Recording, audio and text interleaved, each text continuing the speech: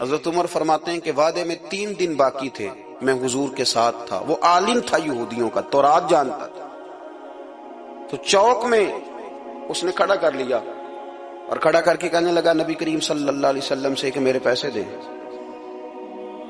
تو حضور صلی اللہ علیہ وسلم نے فرمایا کہ ابھی تو 3 دن باقی ہیں وعدے میں، انشاءاللہ وعدے پہ دے دیں گے۔ میں نے جو مضمون چھیڑا ہے وہ میں نے مکمل کرنا ہے، آپ میری بات پہ توجہ کرنا۔ میں کہہ چکا ہوں کہ حضور کو دادا سے بڑا ہی پیار ہے۔ اب وہ یہودیوں کا عالم کیا کہتا ہے نبی پاک کو، تانا کس طرح دیتا ہے، معاذ اللہ ثم معاذ اللہ، نقل کفر، کفر نہ باشا۔ جب حضور نے کہا نا ابھی 3 دن باقی ہیں، تو کہنے لگا جی معاذ اللہ ثم معاذ اللہ، پھر معاذ اللہ، کروڑ دفعہ معاذ اللہ۔ کہنے لگا جی عبد المطلب کی اولاد کا طریقہ یہ ہے، پیسے لے لیتے ہیں پھر واپس نہیں کرتے، ہے نا اشتعال والی بات۔ یعنی ویسے ہی آپ کسی کو کہیں کہ تیرے دادے کی اولاد شاری کا طریقہ ہی وہ گرم ہو جائے گا۔ اور اگر یہ کہہ دیا جائے اس ذات کے بارے میں جس سے آپ پیار بھی عشق کی حد تک کرتے ہو، تو اب تھپڑ تو بنتے ہیں نا 4، اب ڈنڈا تو بنتا ہے نا۔ لیکن میرے نبی پاک اشتعال میں نہیں آتے تھے، مزاج نہیں تھا رسول کریم۔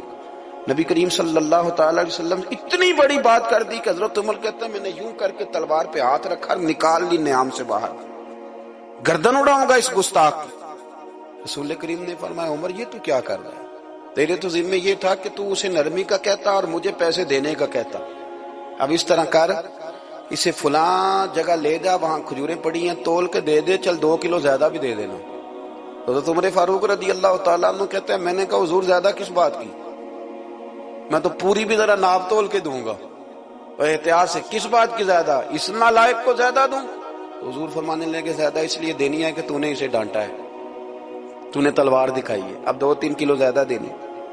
حضرت عمر کہتے ہیں میں لے گیا اور میں نے 2-3 کلو کھجوریں زیادہ دی، پر وہ میرے اندر جو اس کے بارے میں کوفت تھی وہ جاتی نہیں تھی، میرا دل کرتا تھا کاٹ ڈالوں اسے۔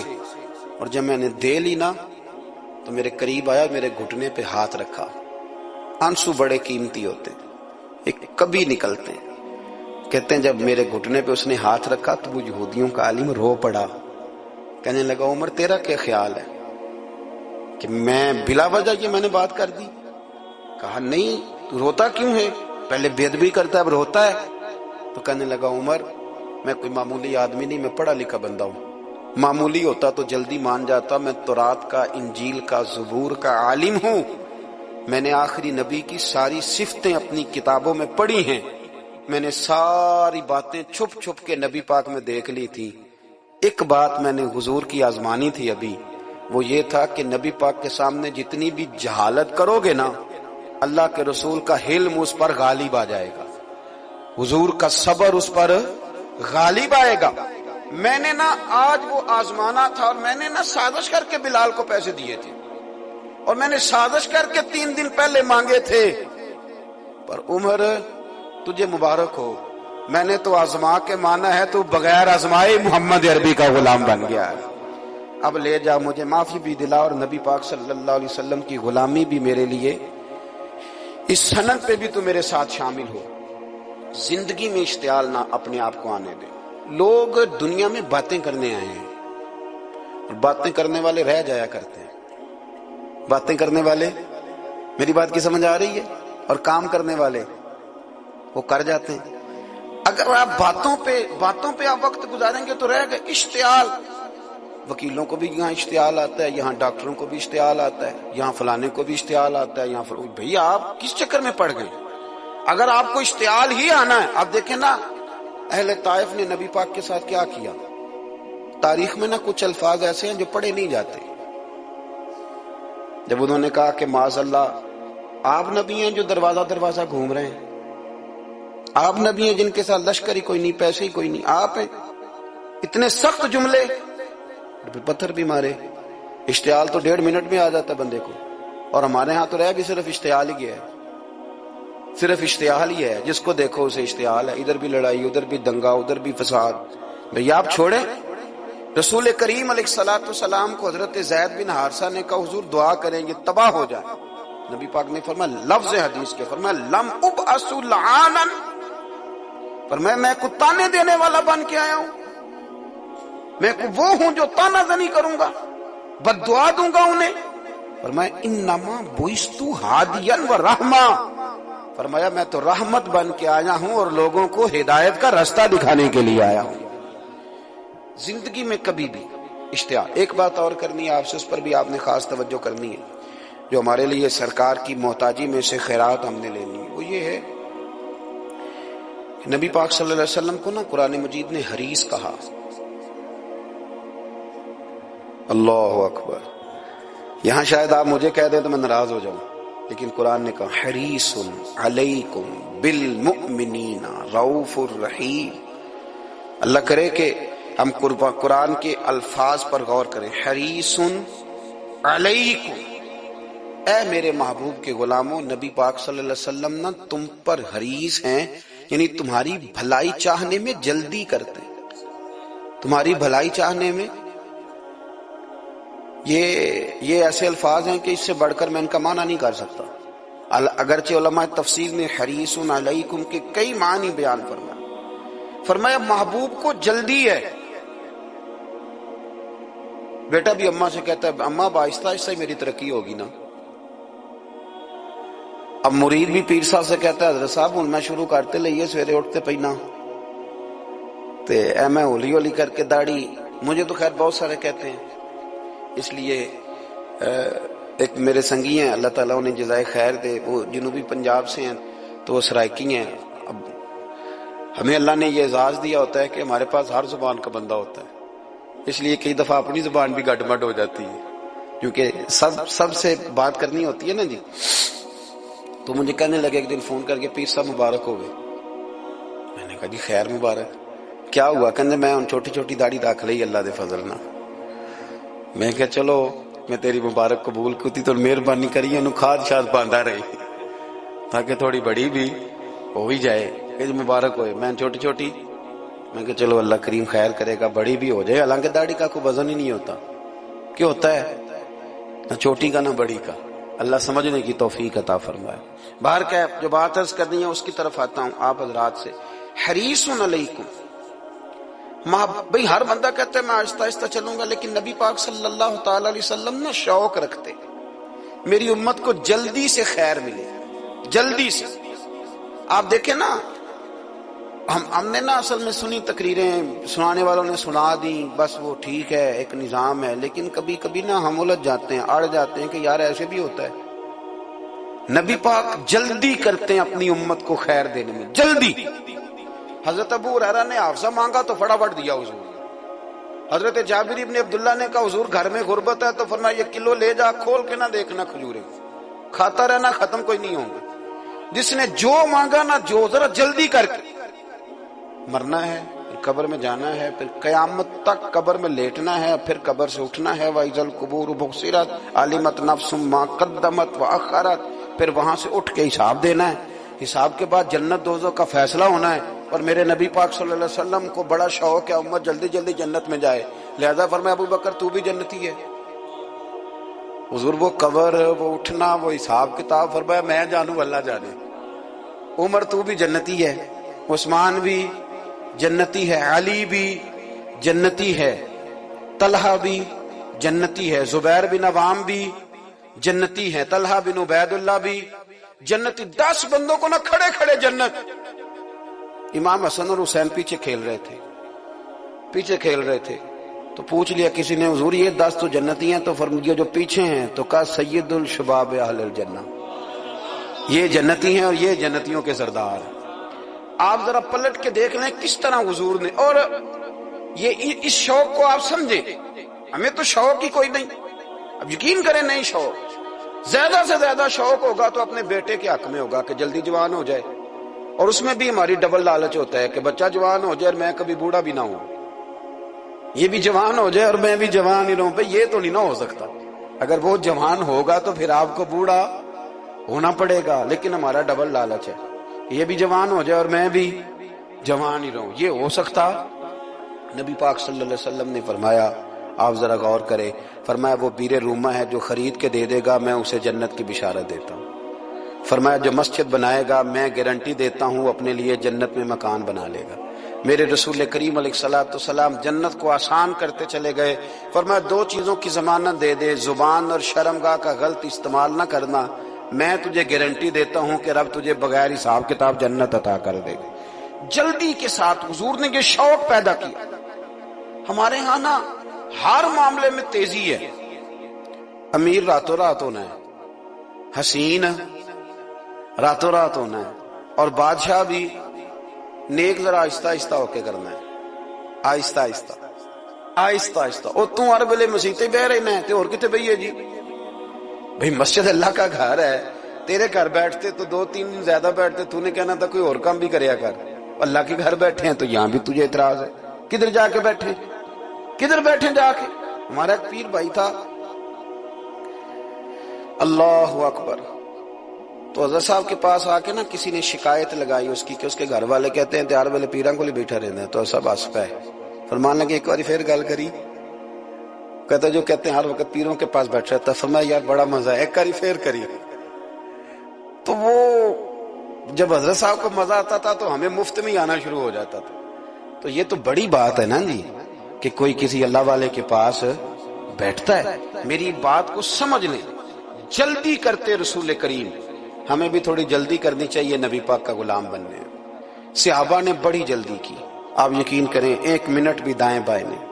بس آج حکم آیا، آج ختم، آج ہی عمل ہوگا، کل پرسوں ترسوں کی بات کوئی نہیں. ساری دنیا جاتی ہے نا مدینہ شریف اور جا کے دیکھتی ہے مسجد قبلتین، دو قبلوں والی مسجد. یار بڑا مشکل کام ہے، بڑا مشکل کام ہے. لوگ کہتے ہیں پہلا تسی انجان دے سو، اب یہ کہنا شروع کر دیا بڑا مشکل کام ہے. حضور نے 4 رکعتوں والی نماز 2 ادھر منہ کر کے پڑھائی اور پھر 2 رکھتے ہیں. اور یار مشکل ہے کام، بڑا مشکل. یہاں تو میرے بھائی پگڑی کا سٹائل بدل ناراض ہو جاتے. اور میرے رسول کریم صلی اللہ علیہ وسلم نے کعبے کا رخ ہی پھیر لیا تو سلام کے بعد صحابہ نے سوال نہیں کیا. کسی نے پوچھا کل تم نے 2 ادھر پڑھی تھی، آج 2 ادھر پڑھی. انہوں نے کہا ہم نے قبلہ نہیں دیکھا، ہم نے تو یہ دیکھا امام کدھر جا رہا ہے. حاجیو آؤ شہنشاہ کا روضہ دیکھو، کعبہ تو دیکھ چکے اب کعبے کا بھی کعبہ دیکھو. جلدی کریں، وقت بڑا تھوڑا ہے. بیماری فٹافٹ آ جاتی ہے، کچھ پتہ نہیں چلتا. کمزوری فٹافٹ آ جاتی ہے، کچھ پتہ نہیں چلتا. بہت سارے حالات ہیں جو جلدی خراب ہو جاتے. نبی پاک صلی اللہ تعالی علیہ وسلم نے نا اپنی امت کو بڑی ساری خیر اللہ سے لے کے دی. ہمارا دین بڑی جلدی مکمل ہوا. 23 سالوں میں مکمل دین حضور نے ہمیں عطا فرمایا. اور پھر ایک اور مزے کی اور لطف کی بات یہ کہ ایک ہے کہ جنگیں بھی ہو رہی ہیں. ہم کہتے ہیں جی آرام سے بیٹھیں گے تو دین کی بات کریں گے، جنگیں بھی جاری ہیں. بدر ہے، احد ہے، آخر دم تک. جس دن سرکار کا وصال ہوا اس دن بھی نبی پاک صلی اللہ علیہ وسلم نے لشکر روانہ کیا، اس دن بھی لشکر روانہ کیا. جنگیں بھی ہو رہی ہیں اور ساتھ ساتھ رسول پاک نماز، عبادت، تہجد، مسواک، شریعت، دین، تقوی، پرہیزگاری، ان ساری باتوں کا درس بھی بیان فرما رہے ہیں. ہم کہتے ہیں جی وہ فلانے حالات ٹھیک ہو جائیں گے کاروباری تو پھر میں مسجد ہوں. بھئی حالت جنگ میں بھی جنگ بھی چلتی رہتی تھی، تہجد بھی چلتی رہتی تھی. وہاں یہ حال تھا کہ وہاں پریشانی بھی چلتی رہتی تھی اور درود و سلام بھی چلتا رہتا تھا. میرے رسول کریم صلی اللہ علیہ وسلم کے غلاموں، اپنے زندگی میں ناکام وہ لوگ وہ جنہوں نے وقت ضائع کیا. وقت نہیں ضائع کریں. ایک آدھ بات حضور غوث پاک کی عرض کرتا ہوں. حضور غوث پاک رضی اللہ تعالیٰ عنہ نے نا نبی پاک صلی اللہ علیہ وسلم کی اتباع میں وقت گزارا ہے. کچھ بندے اللہ کے بڑے خاص ہوتے ہیں. حضور غوث پاک رضی اللہ تعالیٰ عنہ کو اللہ نے اعزاز عطا فرمایا، شان عطا فرمائی کہ غوث اعظم درمیان اولیاء، چوں محمد درمیان انبیاء. اس طرح نبیوں میں رسول کریم کا مقام ہے نا، اس طرح ولیوں میں غوث پاک جیلانی کا مقام ہے. حضور غوث پاک رضی اللہ تعالیٰ عنہ کو اللہ نے کئی اعزازات دیے. سب سے بڑی بات یہ کہ اللہ نے انہیں کرامات عطا کی. کرامت دین کا پورا ایک حصہ ہے. ہمارے یہاں نا لوگ کہتے ہیں اخلاق بیان کریں جی، وہ کہتے کیا تھے؟ کرامت کیا ہوتی؟ بھئی کرامت تو قرآن پاک نے بیان فرمائی. آصف بن برخیا جناب بلقیس کا ملکہ بلقیس کا تخت لائے تھے. یہ اللہ نے کیوں آیت نازل کی قرآن پاک میں؟ وہ قصہ کہانی ہے کہ وہ جی تخت لائیں، یہ کیوں بیان کی؟ اور تخت آیا. کس طرح آیا؟ انہوں نے کہا کہ آنکھ جھپکنے سے پہلے آ جائے گا. پھر آیا کہ نہیں آیا؟ ان سے پوچھا یہ کیسے آیا؟ کہنے لگے ھذا من فضل ربی. او سنگیو، صرف حضرت سلیمان علیہ السلام کا امتی تخت لا سکتا ہے، نبی پاک کا غلام نہیں لا سکتا؟ یار آپ نے کرامت کا انکار کر کے اپنے آپ کو کمزور کر لیے. اور نہیں جی نہیں، یہ کیسے ہو؟ کیا مطلب ہے اس کا؟ آپ سورہ نمل روز پڑھیں اور جناب سلیمان علیہ السلام کے امتی کی شان بیان کریں کہ وہ آنکھ جھپکنے سے پہلے 80 گز اونچا، 80 گز چوڑا، 80 من وزنی تخت آنکھ جھپکنے سے پہلے لے آئے. کسی بندے کا ایمان خراب نہیں ہوتا. اور میرے غوث پاک جیلانی، یہ وہ بندے ہیں جن کے بارے میں نبی پاک نے فرمایا کہ میری امت کے علماء بنی اسرائیل کے نبیوں کی طرح ہیں، امتیوں کی طرح نہیں. کن کی طرح؟ نبیوں کی طرح، نبیوں کی طرح. حضرت غوث پاک رضی اللہ تعالیٰ، ہم کو ملانگ لوگ نہیں ہیں الحمدللہ تعالی. ہم تو غوث پاک کی کرامت بھی مانتے ہیں پر قرآن و سنت کی اینک لگا کے مانتے ہیں. یہ میری بات سمجھ لیں. حضرت غوث پاک رضی اللہ تعالیٰ نے طالب علموں کو سبق پڑھا رہے تھے تو سبق پڑھاتے پڑھاتے نا ہاتھ آگے بڑھایا تو اچانک ہاتھ واپس آیا تو گیلا ہو گیا تھا سارا. تو شاگرد بھی بڑے سیانے ہوتے ہیں، انہوں نے سبق چھوڑ دیا، استاد جی کے گیلے بازو کو دیکھنا شروع کیا. حضور یہ کیا ہے؟ تو غوث پاک بھی غوث پاک تھے. ہر بندے کا ہاضمہ اتنا اچھا نہیں ہوتا کہ اس کو ہر بات ہضم ہو جائے. کئیوں کو بد ہضمی بھی بڑی سخت ہوتی ہے، کھٹے کھٹے ڈکار آتے ہیں بات سن کے، کانوں سے دھواں بھی نکلتا ہے کئی دفعہ. تو انہوں نے پوچھ لیا فٹافٹ کہ حضور یہ کیا ہوا؟ تو غوث پاک کو پتا تھا کہ سب کا ہاضمہ ٹھیک ہے. میاں صاحب نے بھی کہا تھا خاصاں دی گلامہ آگے نہیں مناسب کرنی. اگلا شعر میں نہیں یہ پڑھنا کیونکہ زیادہ ڈاڈ ہے تو میں ادھر ہی رہتا ہوں. اتنا ہی کافی ہے کہ خاصاں دی گلامہ آگے نہیں مناسب کرنی. انہوں نے کہا حضور یہ کیا ہے؟ تو آپ فرمانے لگے تمہارے والی بات نہیں. اللہ اکبر. ابھی سبق پورا ہو رہا تھا تو بندے دوڑے دوڑے آ گئے اور انہوں نے نعرے لگانے شروع، یا غوث یا غوث یا غوث. لوگ کہتے ہیں غوث پاک سے ملتا نہیں. میں کہ ٹھیک آندے انہوں نہیں نہ ملیا، جنہوں ملیا اس تے رولا پانا نہ بڑا ملیا ہے بڑا ملیا ہے بڑا ملیا. اپنا اپنا معاملہ نا. کسی نے کہا حضور کچھ نہیں دیتے تو کسی نے کہا میرے کریم سے گر قطرہ کسی نے مانگا، دریا بہا دیے، در بے بہا دیے. جس کو ملا ہے وہ تو شور کرے گا. تو تھوڑی دیر کے بعد ہی بندے پہنچ گئے. انہوں نے آ کے یا غوث کے نعرے بھی لگائے، وہ مچلے بھی، وہ روئے بھی، وہ قدم بھی چومے، اپنے مقدر پہ ناز بھی کیا. شکر ہے اللہ کا، اللہ نے ہمیں آپ کا غلام بنایا، شکر. تو طالب علموں نے پوچھا ہوا کیا؟ کہنے لگے کشتی میں بیٹھے تھے تو ڈوبنے لگی تھی.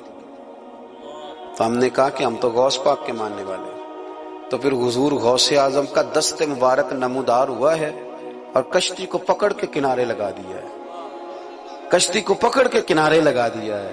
ایک قریب کہنے لگا یہ کیسے ہو سکتا ہے؟ تو دوسرا اس کی کمر پہ تھپکے دے کے کہنے لگا ویسے ہی ہو سکتا ہے جیسے آصف بن برقیہ کے ذات ہوا تھا، بالکل ویسے ہی ہو سکتا ہے. سیدنا غوث اعظم کی کرامات اتنی متواتر کے ساتھ ہیں کہ ملا علی قاری فرماتے اتنی تو کرامتیں سنی نہیں جتنی غوث پاک کو اللہ نے عطا فرمائی. رب کریم نے انہیں درجہ دیا، وقار دیا، ان کی دعاؤں کو قبولیت دی. اللہ نے انہیں اعزاز کے ساتھ نوازا، اللہ نے ان پر فضل فرمایا. ایک تاجر تھا تو ملک شام جاتا تھا اکثر تجارت کرنے کے لیے، مال کما کے لاتا، غریبوں کی بھی مدد کرتا، مدارس کی، مساجد کی، سب جگہ جہاں دین کی ضرورت ہوتی پہنچتا.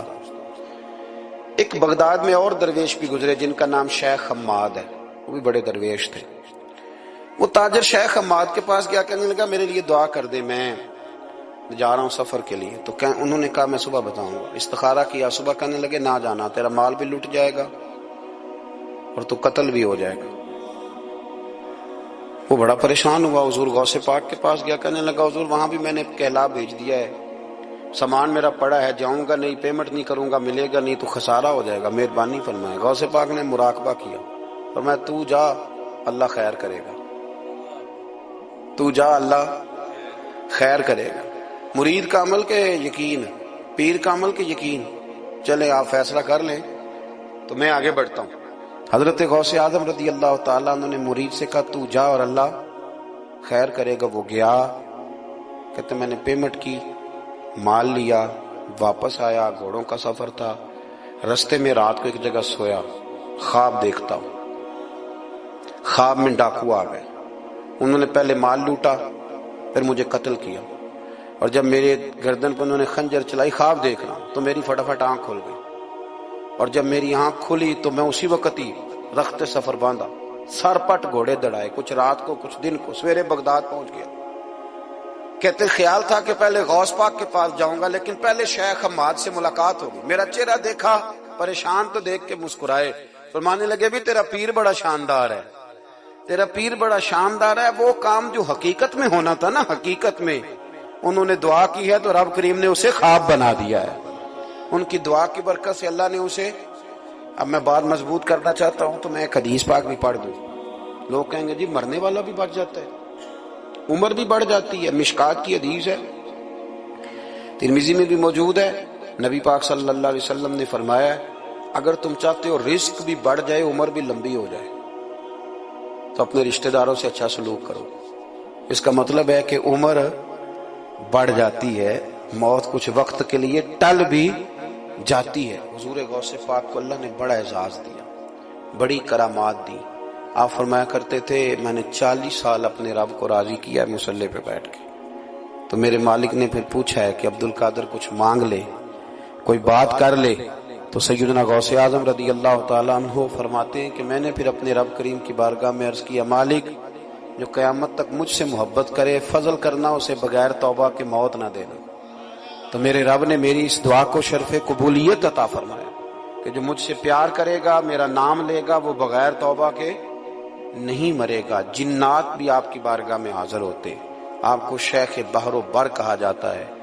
جب آپ نے منبر پر بیٹھ کر یہ اعلان فرمایا نا کہ میرا یہ قدم ہر ولی کی گردن پر ہے، تو خراسان کے جنگلوں میں معین الملت والدین عطائے رسول ہند الولی خواجہ معین الدین اجمیری موجود تھے، تو وہاں اعلان کرنے لگے، کہنے لگے غوث پاک صرف گردن پہ کیوں، آپ میری آنکھوں پہ بھی قدم رکھیں، میرے سر پہ بھی قدم رکھیں۔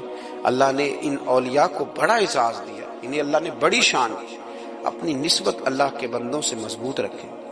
ضروری نہیں کہ آپ کسی جگہ مرید ہی ہوں گے تو آپ کی نسبت مضبوط ہوگی، آپ خواجہ معین الدین سے پیار کریں، آپ حضرت بہاؤالحق نقشبند بخاری سے پیار کریں، داتا علی اجویری سے پیار کریں، آپ غوث پاک جیلانی سے، آپ اللہ کے نیک بندوں سے محبت کریں، ان کا تذکرہ سنیں۔ اب تو پوری مہم چلی ہوئی ہے اللہ کے بندوں کے خلاف، لوگوں نے ایسا وار چلایا کہ بس جی کچھ بھی نہیں جی آپ چھوڑیں، آپ ڈائریکٹ کتاب و سنت کو پڑھیں، کوئی بھی نہیں جی کوئی ولی نہیں، تو پھر وہ جو اتنی آیتیں وہ حدیثیں وہ سارا کچھ، اس کا مطلب ہے امت میں ولی ہوتے ہی نہیں۔ تو الا ان اولیاء اللہ لا خوف علیہم ولا هم یحزنون کا کیا معنی ہے، اس کا کیا مطلب؟ آپ نے تو ملیا میٹ کر دیا، سارا پوری مہم چلی۔ اللہ کے بندوں سے پیار کریں، اور میرے نبی پاک صلی اللہ علیہ وسلم نے فرمایا جو جس سے پیار کرے گا قیامت کے دن اسی کے ساتھ اٹھایا جائے گا۔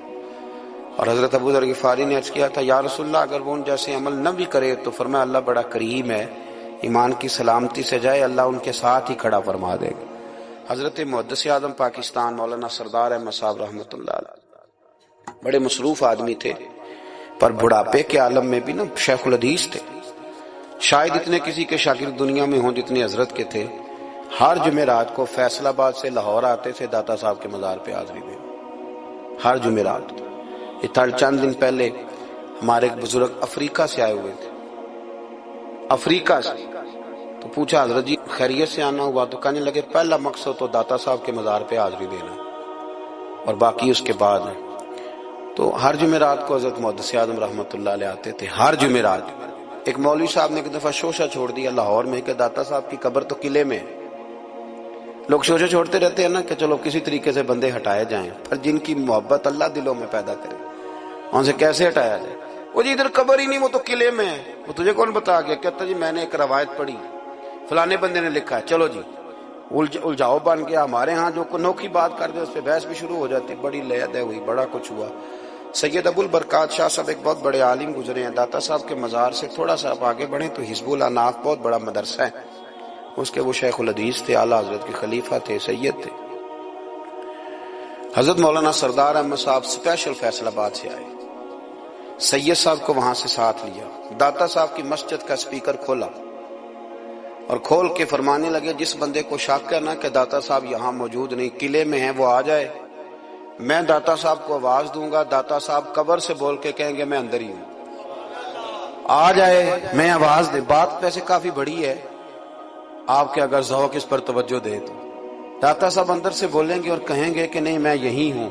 وہ سید صاحب کہتے ہیں کہ مینوں تساں ایک گھر تے نہیں دسی یہ گل، ساتھ ہی لے آئے ہو، وہ گھر میں بتانا تھا۔ اور کہتے ہیں جبہ کھینچ کے نا محدث اعظم کا، کہنے لگے مولانا آپ نے بڑا دعویٰ کر دیا ہے، بڑا دعویٰ کر دیا آپ کہ داتا صاحب اندر سے بولتے، بڑا دعویٰ ہے۔ مولانا سردار احمد صاحب فرمانے لگے سید صاحب اپنی مرضی سے نہیں کیا، داتا صاحب سے پوچھ کے کیا ہے، داتا صاحب نے مجھے کہا ہے تو آواز دینا اور میں اندر سے بول پڑوں۔ فرمایا میں کل شام تک ادھر بیٹھا ہوں، جس کا دل کرے وہ آئے، میں انشاءاللہ تعالی آواز دوں گا اور علی بن عثمان حجویری قبر کے اندر سے بولیں گے، لیکن چونکہ پیچھے کرم تھا نا لہذا آیا کوئی بھی نہیں۔ پہنچا کوئی بندہ تو یاد رکھیں اللہ کے بندوں سے پیار کریں۔ تنقید والے بندے ساری زندگی بیچارے اسی کھاتے میں رہے، کچھ نہیں بن سکا، خود بھی بے سرور رہے، دوسروں کو بھی بے سواد کیا۔